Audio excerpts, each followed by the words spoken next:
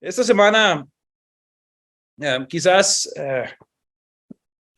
el mensaje le puse como para pensarlo desde el principio, de esclavos a hijos.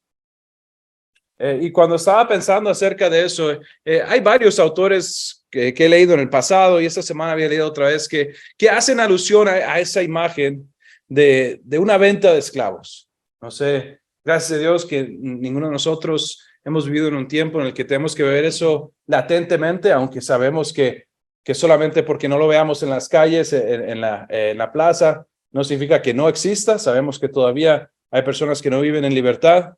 Pero en el tiempo en el cual Pablo está escribiendo estas cartas, esto es algo día a día normal. La esclavitud en el Imperio Romano es una cosa que está bien establecida y hay mercados, ¿no? Y todos, creo que todos aquí en algún momento hemos visto una película, ¿no? Donde hay un mercado de esclavos, ¿no? Y las personas están viniendo y están evaluando si una persona les sirve o no, si una persona tiene valor o no. ¿Qué voy a hacer? ¿Cuánto voy a pagar? Voy a pagar X, no, deme menos, deme más. Y al final de cuentas, ¿qué es esa persona? Es una bola de tejidos, es una función, es un instrumento, es una propiedad. Qué terrible, ¿no? Qué terrible que algo que Dios creó y dijo era muy bueno, se convirtiera en eso. Que el pecado del hombre, que la depravidad del hombre, que el enemigo que tenemos haya llevado al hombre a pensar que podría subyugar a su hermano y tratarlo como menos, a tratarlo como una propiedad, ¿no? Pero esa es la verdad. Eso es una verdad que ha existido durante casi toda la historia, en diferentes formas, a veces más enfrente, a veces en las plazas principales, a veces en las calles de atrás, a veces en los lugares más escondidos. Pero podemos decir, ok, Jonathan, yo nunca he ido a la plaza, nunca he ido a la feria y he visto que hubiera un puesto de tomates y otro puesto de carnes y a la par un puesto de esclavos. Pero lo que no podemos decir es que no hemos visto esclavos. Porque según la palabra de Dios, si usted ha mirado al espejo, usted ha visto un esclavo. ¿Por qué? Porque nosotros cuando nacemos esclavizados al pecado. Y de ese lugar es donde viene ese concepto que hoy vamos a hablar un poco más y elaborar un poco más esa idea de pasar de esclavos, literalmente, lo más feo, lo más terrible, lo más horrible que se puede imaginar de esa venta de esclavos, de ese mercado de esclavos, esos éramos nosotros. Y cualquier persona que esté escuchando esto hoy que no es salvo, es eso. Son cadenas, desesperación, esclavitud, sufrimiento, pena y muerte. Juan 10:10, Jesús hace una oposición, hace una distinción de él y el enemigo. Y él dice, el enemigo ha venido ¿a qué? A robar, matar y destruir. Y me han oído decir esto antes porque siempre se me pega, que matar no es suficiente, ¿no? Como que hay más, destruir. Pero yo he venido ¿a qué? A dar vida y vida en abundancia. Qué contraste más increíble, qué contraste más poderoso. Y la realidad es que toda persona que ha vivido nació en cadenas, nació en esclavitud, como tantas personas a través de los siglos han nacido. Hijos de esclavos son esclavos. Y es lo único que conocen. Quizás deseando que alguien los liberara. Eso somos nosotros. Ese soy yo. Ese era usted. Hasta que algo increíble ocurrió. Hasta que algo que no podemos ni siquiera entender. Si usted se imagina a alguien en el Imperio Romano naciendo en esclavitud o habiendo sido arrastrado de su pueblo y llevado en esclavitud, me imagino que en su mente lo último, el deseo de ser libre estaría hasta el día que muriera quizás, si no se daba por vencido, pero la expectativa que realmente iba a ocurrir, no, la realidad es que no iba a ocurrir. Y la realidad de que lo que pasó para los que creemos pasara es incluso más increíble, es más arriesgado, es más, o sea, la idea, el concepto es tan complicado, tan imposible. ¿Por qué? Por el precio. Por el precio, lo que costaba comprarme a mí como un esclavo y sacarme del pecado. Porque primeramente es un precio que yo no podía pagar. Y nadie más en esta habitación podía pagar, ni por mí, ni por ellos mismos. Entonces, ¿cómo ocurre? Ahí llegamos al versículo 7 de primer capítulo de Efesios, y vamos a ver varios elementos de la redención, porque al final de cuentas, ahí está la clave. Ahí está la clave. Ser redimidos es eso, es que seamos propiedad ajena y que Dios los haya tomado para ellos mismos. Vemos esto en el pueblo de Israel y lo vemos con su pueblo en el Nuevo Testamento, con su gente. Dice, Dios es tan rico en gracia. No sé si recuerdan, la semana pasada estábamos hablando sobre la sobreabundancia. Mencionamos ese concepto de que Efesios es hasta cierto punto como un banco en el cual podemos sacar evidencia de gracia y es continuamente nos da riquezas y no se acaba. ¿Por qué? Porque está hablando de Dios eterno, infinito, absoluto, el cual es rey de todo, dueño de todo, y solamente Él, solamente Dios es tan rico en gracia y bondad que compró nuestra libertad con la sangre de su Hijo, con la sangre de su Hijo, y perdonó nuestros pecados. Ese es el precio de que yo como esclavo pudiera pasar a ser libre. Y más adelante, ni siquiera vamos a solamente hablar de pasar de ser esclavos a ser libres, sino que vamos a pasar de ser esclavos y siervos a ser hijos del Rey. Pero tengo ahí la imagen de un borrego que está siendo consumado como imagen de de esos sacrificios que ocurrían. El precio de redención es sangre. Levítico 17:11 dice, porque la vida del cuerpo está en la sangre, hablando en el Antiguo Testamento, ¿no? Cuando Dios está explicando ese proceso. Dice, porque la vida del cuerpo está en la sangre. Les ha dado la sangre para el altar con el fin de purificarlos, para hacerlos justos ante el Señor, ante Yahweh. Él dice, hey, este es el proceso en el cual ustedes van a hacer este ritual para ejemplificar, para mostrar, para apuntar al verdadero.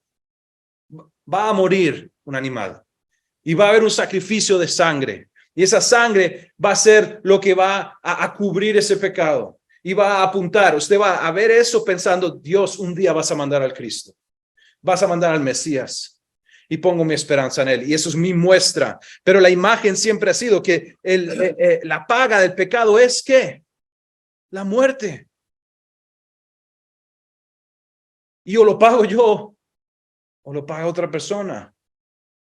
Y solo hay otra persona que puede hacer ese pago por mí. Hebreos 9:22 dice, de hecho, según la ley de Moisés, casi todo se purificaba con sangre, porque sin derramamiento de sangre, ¿qué? No hay perdón. En el Antiguo Testamento se establece esta celebración de Yom Kippur, del Día del Perdón.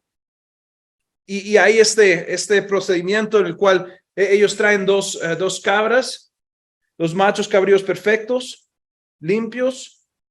Uno es seleccionado para morir y para ser puesto en el altar. Pero el otro es interesante que Dios les mandó que llegara el sacerdote y pusiera su mano sobre este chivo y orara. Y simbólicamente lo que estaba pasando es que estaban transfiriendo los pecados a este animal. De ahí viene el término chivo expiatorio, ¿no? Que usamos en español, en inglés tenemos algo similar. Y luego lo que hacía es alguien lo llevaba adentro, lejos, ahí en la maleza, lejos, hasta un punto donde él nunca pudiera volver, nunca pudiera encontrar su camino otra vez al pueblo. Y eso era una imagen de qué tan lejos Dios separa nuestros pecados de nosotros.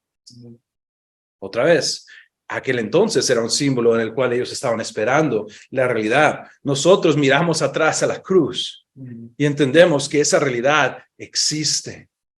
Ya ocurrió, Dios hizo eso con su Hijo. Ese es el versículo 7 que estamos viendo, ¿no? El resultado primario de la redención es el perdón. El perdón de los pecados, el perdón de la culpa, el perdón de esa cuenta que nosotros tenemos en contra de Dios. Hebreos 10:4 sigue diciendo, pues no es posible que la sangre de los toros y las cabras quite los pecados. Hebreos nos está recordando, esas cosas que hicieron por mandato de Dios era una imagen. Era un lugar donde podían manifestar físicamente la esperanza que ellos tenían, la fe que tenían en que Dios les perdonaría, que Dios proveería un perdón completo. Hebreos 10:10 dice, pues la voluntad de Dios fue que el sacrificio del cuerpo de Jesús nos hiciera santos. O sea, que nos separara, que ya no fuéramos, que sacarnos de ese mercado de esclavitud, sacarnos de esa esclavitud al pecado, de esa vida, de esa perdición y ser puestos aparte para Él. Una vez y para siempre. Esto es en un contraste grande, ¿no? A los miles y millares de animales que tuvieron que morir durante esos siglos, apuntando al verdadero sacrificio que era Cristo. Ese es el precio de la redención. Si vemos en Miqueas, un par de versículos ahí en capítulo 7, dice, ¿dónde hay otro Dios como tú? Miqueas está hablando al Señor, dice, que perdona al culpable del remanente y pasa por alto los pecados de su preciado pueblo. No seguirás enojado con tu pueblo para siempre, porque tú te deleitas en mostrar tu amor inagotable. Yo haría esa pregunta de la primera línea. ¿Dónde hay otro Dios como Él? ¿Dónde? Espero, ¿alguien tiene otro Dios que me proponga, Jonathan? Aquí hay otro igual. Aquí hay otro tan bueno. No lo hay. No hay otro. Él está solo. Es único, magnífico, perfecto, inigualable, porque Él es el creador de todo lo demás. Todo lo que nosotros conocemos le sigue a Él. Él precede todo. Versículo 19 dice, volverás a tener compasión de nosotros. Esas son palabras que aunque son inspiradas en Miqueas, yo sé que cuando él está hablando es alguna de las cosas que es como fascinante de la palabra de Dios, de cómo Dios usa a autores y cómo son las palabras de los autores, pero son la palabra del Señor, ¿no? Y cuando yo leo esto, volverás a tener compasión de nosotros. Yo sé que aunque Dios ha puesto en su corazón escribir esto, Miqueas está diciendo, tendrás compasión. Porque él sabe que él necesita compasión. Él sabe que su familia necesita compasión. Él sabe que su pueblo necesita compasión. Y nosotros entendemos que necesitamos compasión. Volverás a tener compasión de nosotros. Aplastarás nuestros pecados bajo tus pies y los arrojarás a la profundidad del océano. Es interesante que el concepto del cercano oriente en Israel y en esos tiempos, la idea del este al oeste era infinito. Era la idea de no hay más lejos o algo que fuera lo profundo del mar. Eso era lo más. No tenía límite, ¿no?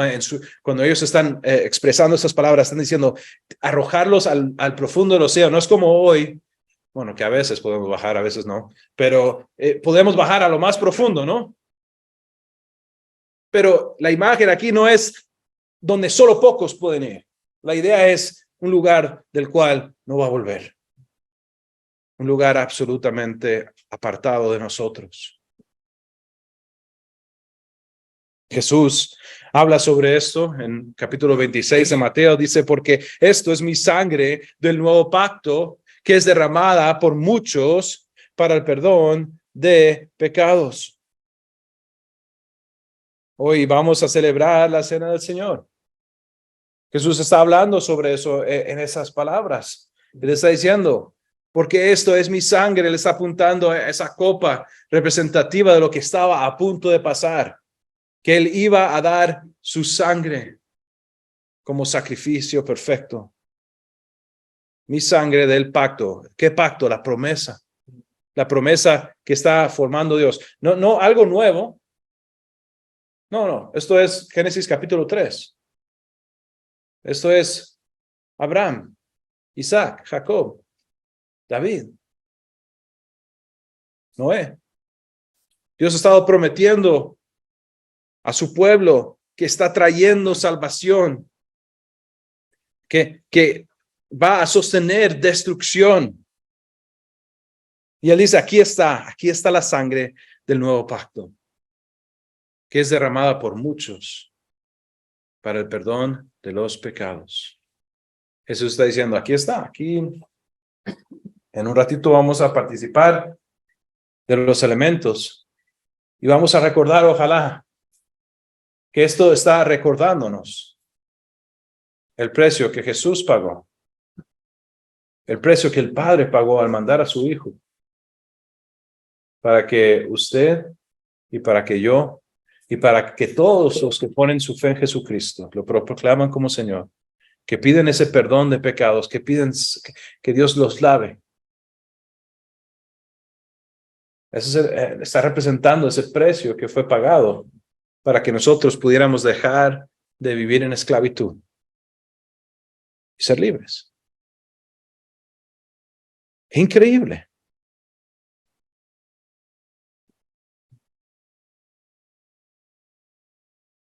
Juan capítulo 13, versículo 10 dice, Jesús le dijo, el que se ha bañado no necesita lavarse excepto los pies, pues está todo limpio.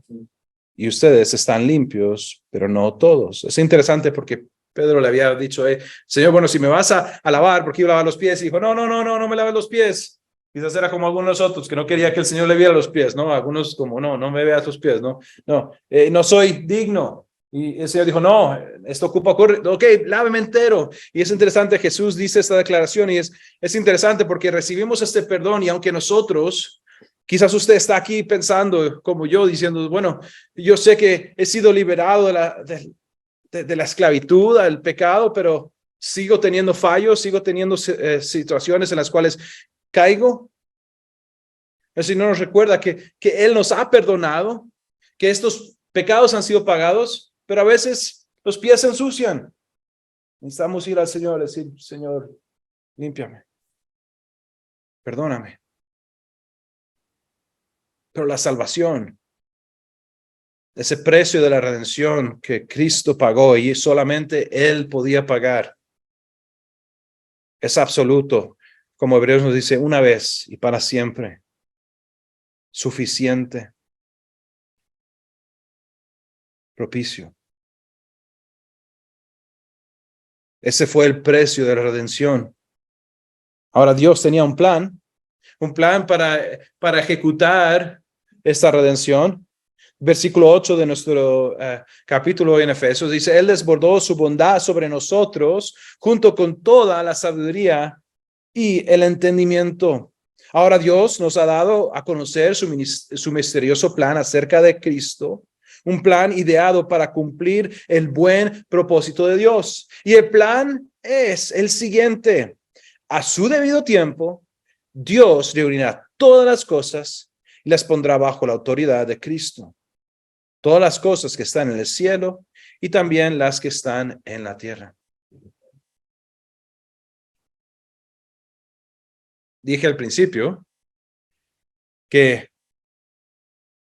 si no fuera suficiente, que simplemente fuéramos salvados de nuestro pecado, si no fuera suficiente que fuéramos liberados de esa condición de esclavitud en la cual todos empezamos, aquí nos empieza a hablar de que está compartiendo su sabiduría y entendimiento. Sabiduría que solamente tiene el Señor. Algunos de los que estamos aquí pudimos venir este jueves al estudio y estuvimos viendo sobre Proverbios. Un buen lugar donde aprendemos sobre la sabiduría de Dios. Y simplemente si usted pasa un mes en Proverbios, decir, wow, hay mucha sabiduría. Pero creo que entendemos que eso es una gota en el océano de lo que Dios sabe. de la perfección de su mente, de la capacidad de su plan de ser mejor que el mío y que el tuyo. Y digo eso con miedo porque yo sé que muchas veces el plan que percibo que Dios tiene no se alinea muy bien con mi plan y no me gusta. Y a veces incluso empiezo a decir, ¿seguro? ¿Seguro?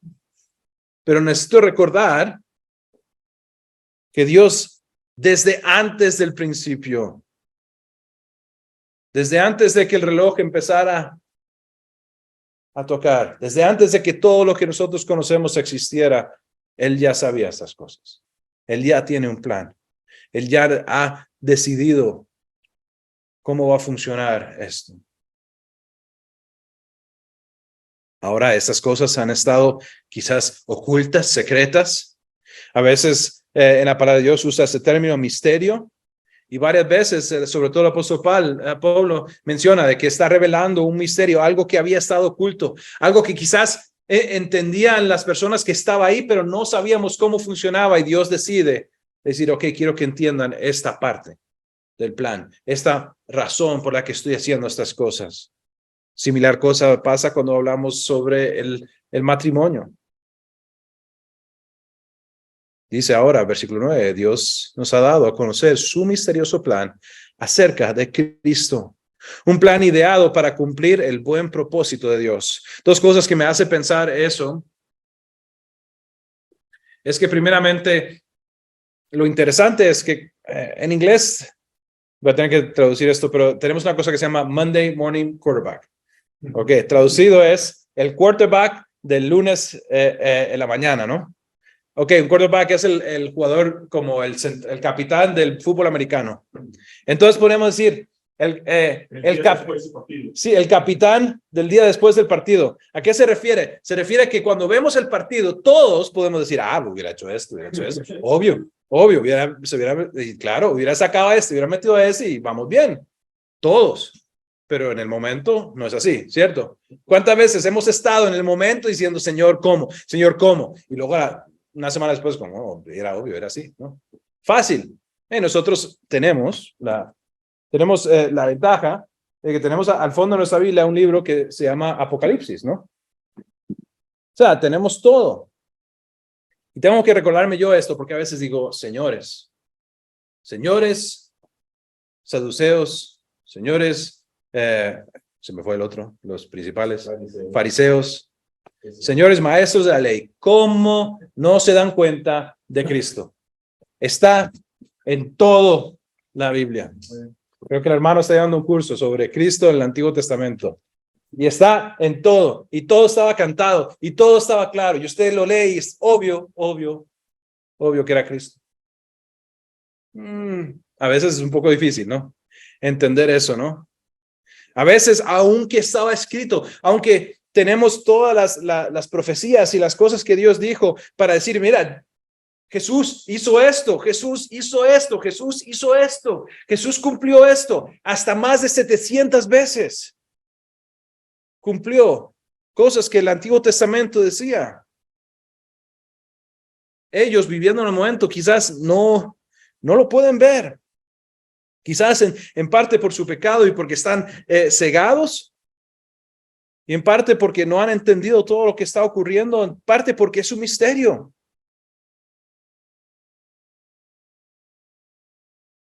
Yo tengo que ser honesto. Es decir, si yo estoy ahí y usted me dice, Jonathan, creo que entiendo cómo Dios lo va a hacer. Creo que Dios va a mandar a su hijo y su hijo va a morir en la cruz, la peor muerte que podía tener alguien. Y él va a ser el cordero. ¿Ve? Tiene sentido, ¿ve? Siempre ha habido cordero, pero todo estaba apuntando a que el Hijo de Dios, un hombre, iba a morir en la cruz por nosotros. Y yo le he dicho, Mau, trae las piedras. Pues está loco. En el sentido de que a veces no entendemos estas cosas y Dios está manifestando, está abriendo estos secretos, esas cosas, estos misterios que Dios quizás ha compartido con nosotros, pero que no habían sido completamente entendidos. Y nosotros somos beneficiarios de poder leer esta realidad y aprender y entender cómo afecta nuestra vida y cómo el amor de Dios es increíble en la manera que Dios ha dado a conocer su misterioso plan acerca de Cristo. Cristo era la clave, Un plan ideado para cumplir ¿qué? Y esa es la otra parte que me agarra sobre ese pasaje. El buen propósito de Dios. Un propósito misericordioso y bueno que Dios tiene y que Él iba a cumplir a través del sacrificio, de la pérdida, del tener que soltar a Cristo. ¿Y cuál es el plan? Pues Él dice, versículo 10, el plegar del siguiente, a su debido tiempo, en el tiempo de Dios, Dios reunirá todas las cosas y las pondrá bajo la autoridad de Cristo. Todas las cosas que están en el cielo y también las cosas que están en la tierra. Ahora, este pasaje, creo que es un pasaje que, como muchos, que se ha completado en parte y que falta por completarse en parte. Estamos en este territorio, me habían enseñado cómo decirlo, el brackish. Todavía no. ¿El qué? El ya, pero todavía El ya, pero todavía no me gusta. Hay un término donde las aguas se juntan, donde se junta el agua dulce y el agua salada. En inglés es brackish, pero me habían enseñado cómo era, son aguas, bueno, Chespi sabe cómo se llama eso. Pero cuando un río se junta y son de esos ríos que suben y bajan las mareas y a veces es agua salada, a veces agua, es eso. Estamos en ese momento. ¿El qué? Amargura, no sé, no estoy seguro. Voy a cortar esa parte del video y voy a meter la palabra correcta, editada. Pero saben a lo que me refiero. Un estero, ¿no? Donde a veces ni es salado ni es dulce, ¿no? Y en ese tiempo vivimos nosotros en el reino de Dios. Porque hace 2000 años Jesús dijo, el reino está aquí. Pero sabemos que todo lo que va a pasar, todas las cosas que ocurren, no han pasado todavía. Entonces estamos en ese interín, estamos entre medias, estamos en el reino de Dios. Hoy como iglesia estamos manifestando lo que a mí me gusta. Algunos autores han usado el término de que somos como una, se me fue la palabra, donde hacen los pasaportes. Sí, estoy yo fregado hoy. Una embajada. Estamos en una embajada. Estamos representando el reino de Dios aquí y afirmamos que somos de ese reino. Conocemos que somos parte de ese reino, pero cuando salgamos allá afuera vamos a entender que todo no se ha completado. Cristo no está sobre un trono físicamente. Toda rodilla no se ha doblado todavía. Había en Filipenses 2, 10 y 11 dice, para que ante el nombre de Jesús se doble toda rodilla en el cielo y en la tierra y debajo de la tierra, y toda lengua confiese que Jesucristo es el Señor para la gloria de Dios Padre. La realidad es que esto va a ocurrir. Va a haber un momento en el cual las huestes celestiales, las huestes que están por debajo de nosotros y todos los hombres, creo que incluso toda la creación va a decir, va a confesar, Jesucristo es el Señor. Ese día va a llegar. Mateo 28 nos habla, dice, Jesús se acercó y dijo a los discípulos, se me ha dado toda autoridad en el cielo y en la tierra. Por lo tanto, vayan y hagan discípulos de todas las naciones, bautizándolas en nombre del Padre, del Hijo y del Espíritu Santo.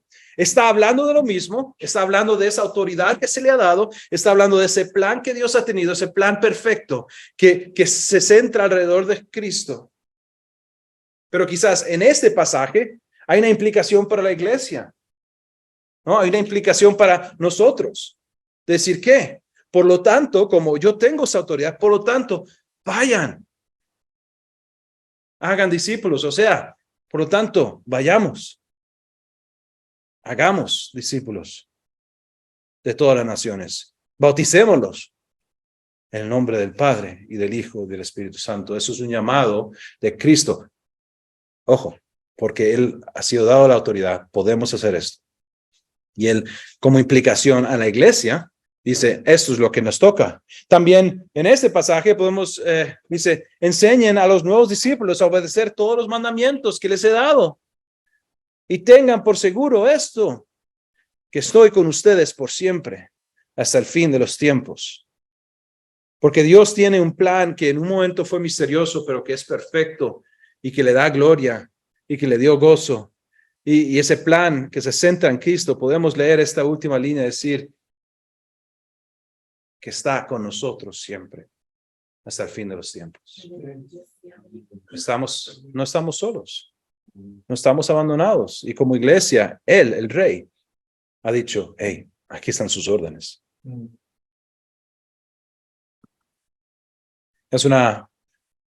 Hay una implicación universal también, ¿no? Apocalipsis 11:15 nos recuerda como Filipenses, entonces el séptimo ángel tocó su trompeta y hubo fuertes voces que gritaban en el cielo, ahora el mundo ya es el reino de nuestro Señor y de su Cristo. Y Él reinará por siempre y para siempre. No, que venga. Esa es la esperanza que tenemos. Estamos en ese interín. Estamos viviendo en el reino de Dios, pero quedan cosas por ocurrir. Uf, qué increíble. Pero tenemos trabajo. Hay implicaciones para la iglesia, para nuestra iglesia, para la iglesia en general. Y tenemos implicaciones universales que un día estos van a ser absolutas. Dios va a traer todo de nuevo bajo el control de Cristo. Y Él será el Rey de Reyes y el Señor de Señores. Dios está haciendo esto. La segunda parte de ese versículo 13 dice, además, cuando creyeron en Cristo, Dios los identificó como suyos al darles el Espíritu Santo, el cual había prometido tiempo atrás. Hemos visto que hay un precio para la redención y Dios tenía un plan para la redención. Bueno, esta es la garantía de la redención. El sello. El Espíritu Santo es la garantía que tenemos de parte de Dios de que nos dará la herencia que nos prometió y de que nos ha comprado para que seamos su pueblo. Dios hizo todo esto para que nosotros le diéramos gloria y alabanza. Es interesante esta idea del sello, la garantía. Creo que es importante para nosotros, y Dios sabe eso, que nosotros necesitamos una garantía. Si no fuéramos quienes somos, quizás no ocupáramos una garantía, pero ¿cuántos de nosotros nos han dicho a alguien, voy a hacer esto? Y no lo hizo. Levante la mano. Alguien le dijo, hey, yo voy a hacer esto, y después no lo hizo. Ok, ahora uno más difícil. ¿Cuántas de nosotros hemos dicho a alguien, voy a hacer esto, y no lo hicimos? Todos. Entonces, por chapas que somos, como humanidad, no es cultura de Costa Rica, ni griega, no es humanidad. Todos tenemos ese problema. Ocupamos esa garantía. Ocupamos algo tangible, algo que sepamos. Señor, necesito saber. También lo que hablé antes, la idea de que la realidad es que no todos mis días son buenos. Y necesito saber que Dios me tiene, que Dios me ha sellado, que ha puesto sobre mí su marca. Y estos dos, este final, versículo 13 y el 14, está mencionando eso. ¿Cuándo? Cuando creímos en Cristo. ¿Qué ocurrió? Dios los identificó como suyos. ¿Propiedad de quién?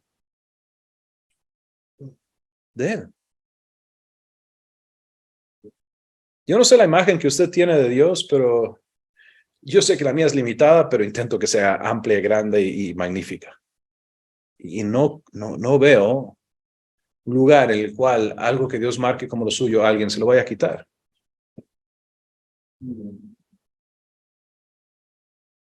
¿Y cómo lo hizo? ¿Cómo me identificó como suyo? ¿Cómo lo identificó usted, creyente, como suyo? Al darles ¿a quién? El Espíritu Santo.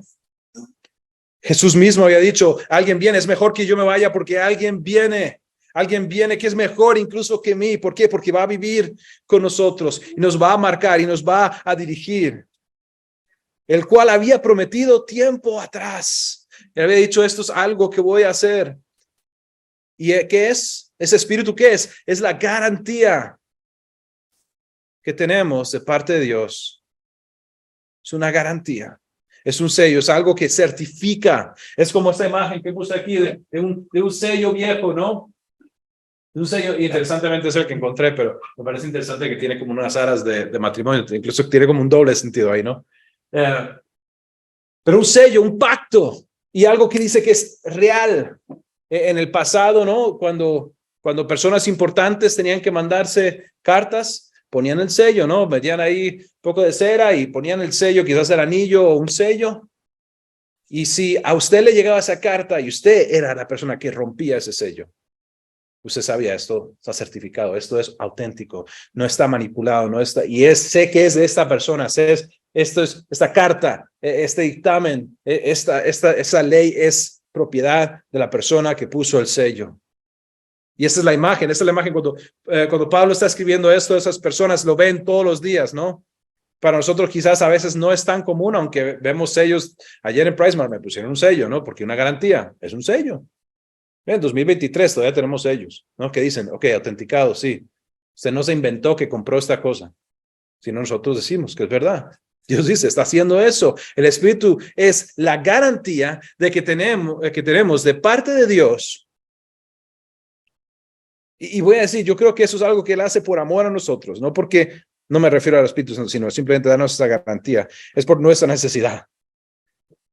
Dios es el que dijo, a través de Cristo, dijo que su sí sea su sí y su no sea su no, ¿no? Para Dios es suficiente decir eso, pero para nosotros a veces no.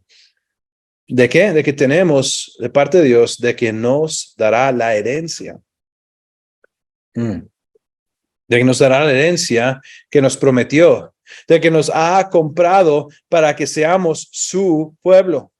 Dos elementos, y es interesante porque para el segundo no es necesario el primero, ¿saben? Para que fuéramos su pueblo, no necesariamente tendríamos que ser herederos de él, simplemente podríamos ser su pertenencia. Y hubiera sido suficiente.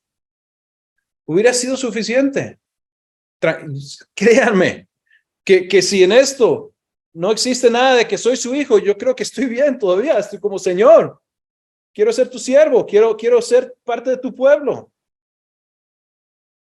Simplemente quiero participar de tu gloria.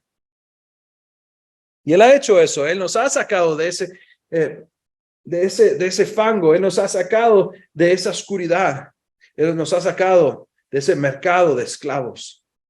Pagó ese infinito precio por nosotros. Y nos ha separado y nos ha hecho su pueblo. Nos ha apartado para Él. Pero no solamente nos hizo su pueblo, sino nos ha dado ¿qué? Una herencia. Entonces no solamente dejamos de ser esclavos del pecado, sino que ahora somos sus hijos. Para que seamos su pueblo. Dios hizo todo esto para que nosotros le diéramos gloria y alabanza.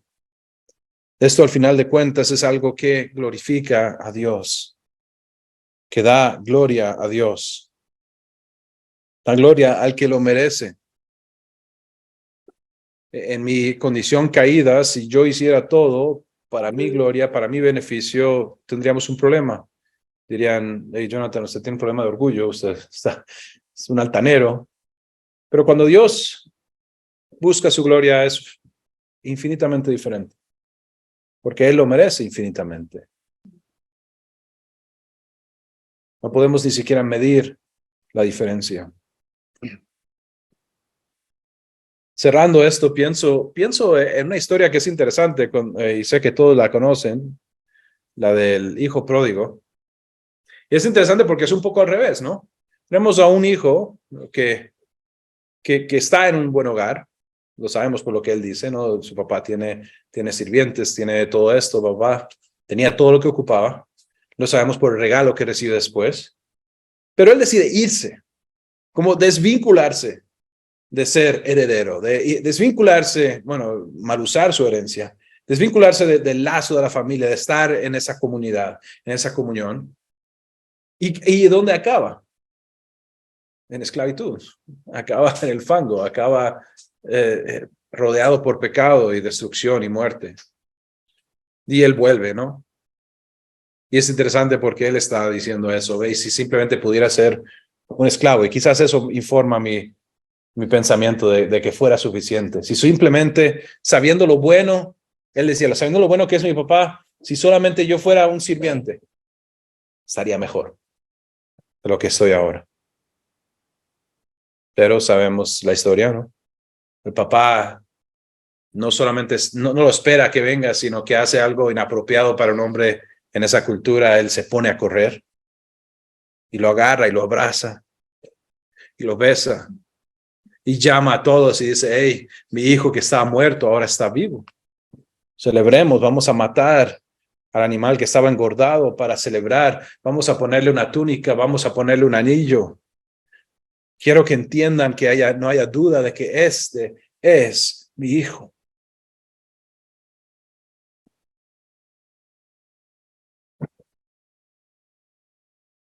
Esa túnica, ese anillo, ese símbolo que muestra para nosotros cuando vemos, cuando yo pienso en ese abrazo del Padre, de una forma el Espíritu Santo es eso para nosotros. Es ese regalo que Dios ha dado, ese anillo que ha puesto en nuestro dedo para decir: tú eres mío. Y no solo mi propiedad, no solamente te compré, no solamente te redimí, que hubiera sido suficiente, sino que eres mi hijo, eres mi hija, te amo. El Espíritu Santo es nuestro al creer en el Hijo, que es Jesús. El Espíritu Santo nos identifica como que pertenecemos a Dios. El Espíritu Santo es una respuesta a la promesa del Padre. El Espíritu Santo garantiza nuestra herencia y membresía en el pueblo de Dios. Y el Espíritu Santo es nuestra vida. En nuestra vida debe resultar en gloria y alabanza hacia Dios. Cuando el sello que hemos recibido como hijos e hijas de Dios es lo que está guiando mi vida, mi Padre recibe gloria y alabanza.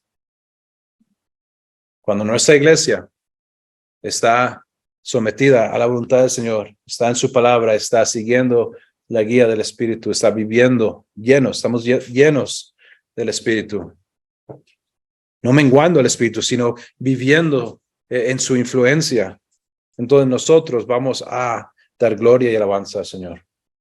Ojalá así es como nosotros vivamos. En un momentito vamos a pasar a la cena.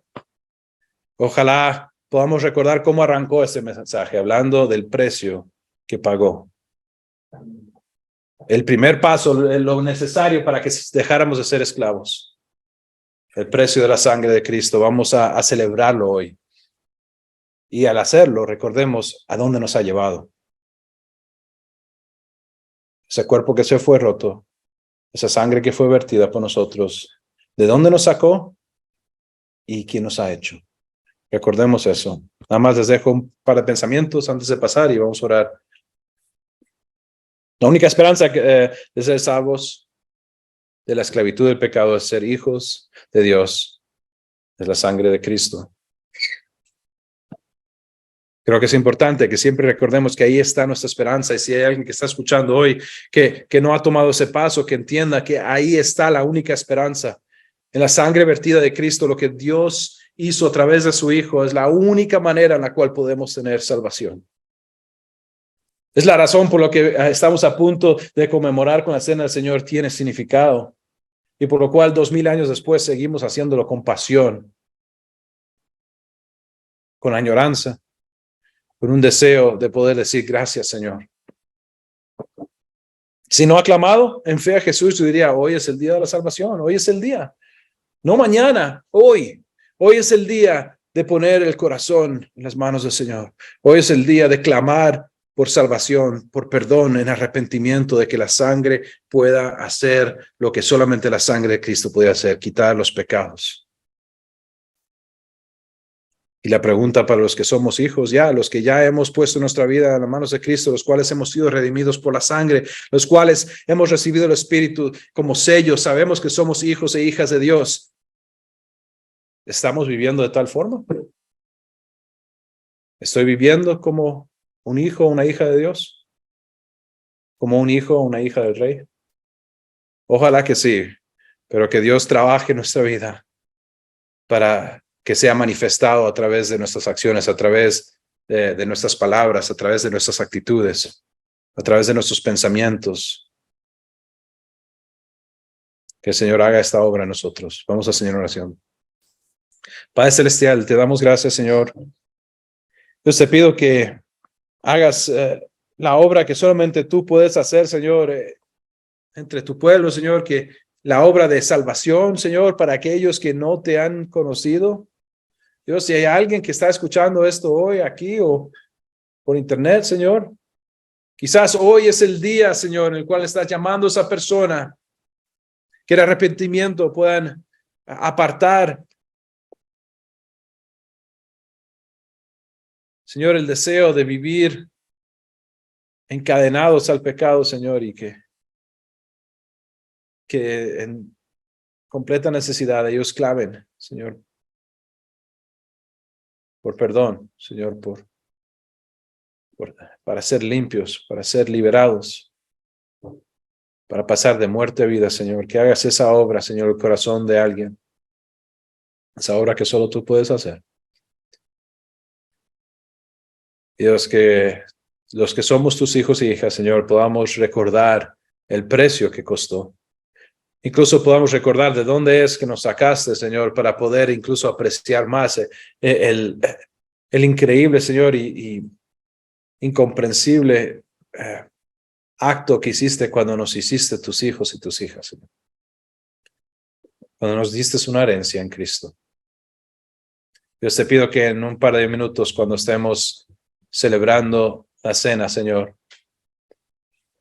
que eso sea lo que esté en nuestra mente, Señor, gratitud, gozo y un clamor, Señor, por continuada misericordia en nuestras vidas, Señor, porque tú trabajes y que el Espíritu Santo nos guíe, Señor, no nuestras emociones, no nuestros deseos, no el pecado que quiere reincidir, Señor, sino que sea tu palabra, Señor, sea tu Espíritu, sea la mente de Cristo, el corazón de Cristo, Dios. Te pido que esto nos recuerde el precio que has pagado, Señor. Te pedimos por estas cosas, en nombre de Jesús. Amén.